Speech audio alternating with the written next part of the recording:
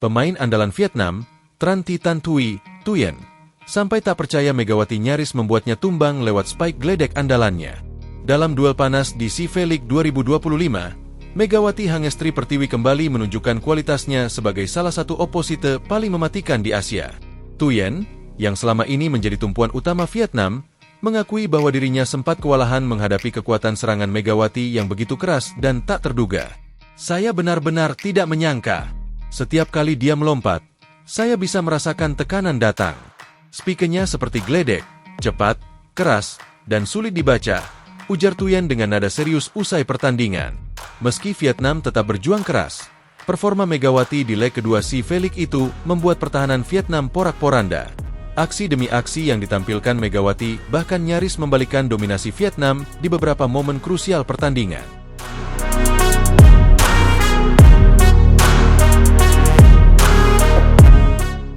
Pertemuan panas antara timnas voli putri Vietnam dan Indonesia di CV League 2025 kembali memantik sorotan publik.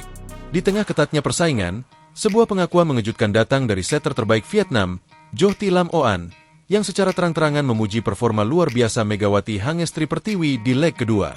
Bagi pecinta voli Asia Tenggara, duel Vietnam kontra Indonesia bukan sekadar pertandingan, melainkan adu gengsi dua kekuatan besar yang tengah berjuang memperebutkan posisi teratas.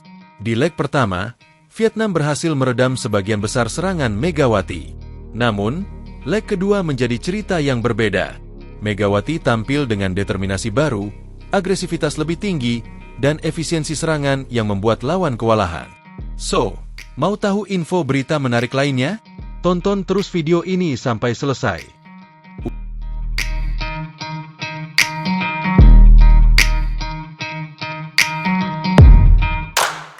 Usai laga, Onte Lam Oan tak bisa menyembunyikan rasa kagumnya. Setter yang dikenal sebagai otak permainan Vietnam itu mengaku sudah menyiapkan strategi khusus untuk mengantisipasi serangan Megawati berdasarkan analisis dari leg pertama. Saya pikir kami sudah menemukan cara untuk membatasi pergerakannya. Tapi di leg kedua, Megawati benar-benar berubah. Dia menyerang dengan variasi yang lebih kaya, kadang keras lurus, kadang menyilang cepat, dan semuanya dilakukan dengan timing yang sempurna, ujar Lam Oan. 2 musim membela Daejeon Jungkwanjang Red Sparks di Liga Korea telah mengasah teknik, daya ledak, dan ketahanan mental Megawati. Pengalaman itu kini ia bawa ke CV League, membuat lawan-lawan Asia Tenggara merasakan standar permainan yang lebih tinggi. Tidak berhenti di situ, Megawati akan melangkah ke level berikutnya dengan kontrak baru di klub Turki, Manisa Büyükşehir Belediyespor, Manisa BBSK, yang bermain di Liga Elit Eropa. Kepindahan ini menjadi sorotan besar karena jarang ada pemain Asia Tenggara yang mendapat kesempatan berlaga di kompetisi sketat Liga Turki. Bagi yang mengenal karakter Jo Thi Lam Oan, pujian semacam ini jarang sekali keluar dari mulutnya. Sebagai pemain yang disiplin dan fokus, ia cenderung menyimpan komentar positif untuk rekan setim. Namun, penampilan Megawati di leg kedua rupanya cukup untuk menembus prinsip itu. Saya jarang mengatakan ini, tapi Megawati adalah salah satu oposite terbaik yang pernah saya hadapi di level Asia. Jika dia terus bermain seperti ini di Eropa, saya yakin namanya akan semakin dikenal dunia, ucap Lam Oan dengan nada serius. Leg kedua ini bukan hanya menambah catatan persaingan Vietnam-Indonesia, tapi juga menegaskan status Megawati sebagai pemain yang layak diperhitungkan di panggung internasional.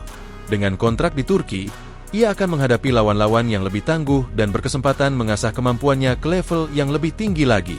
Bagi Vietnam, pertemuan ini menjadi pelajaran berharga. Dan bagi Onte Lam Oan, laga ini akan selalu diingat sebagai momen ketika ia harus mengakui keganasan seorang Megawati Hangestri Pertiwi, oposite berhijab yang siap menaklukkan panggung dunia. Di sisi lain, Megawati kembali menjadi magnet bagi sejumlah investor yang akhirnya menyuntikkan dana ke Manisa BBSK. Belum lama ini, perusahaan elektronik terbesar di Eropa memastikan diri menjadi investor Manisa BBSK musim depan setelah kedatangan Megawati. Meski sudah bergabung dengan Manisa BBSK, Megawati tampaknya sedikit terlambat berangkat ke Turki sebagai bagian dari persiapan musim depan. Agenda di CV League bersama Timnas Voli Putri Indonesia dan juga kompetisi lokal LIV Voli bulan Agustus ini kemungkinan besar harus tetap dijalaninya. Selain itu, Megawati juga masih menjalani rawat jalan terkait cedera lutut yang dialaminya beberapa bulan lalu saat bermain bersama Red Sparks. Meski demikian, kedatangannya tetap menjadi yang paling dinanti oleh penggemar Manisa BBSK. Saat ini, hanya Megawati yang belum bergabung dalam latihan tim. Sementara itu, pemain asing lainnya, Tanja Grosser, sudah mulai berlatih usai menjalani pemeriksaan medis.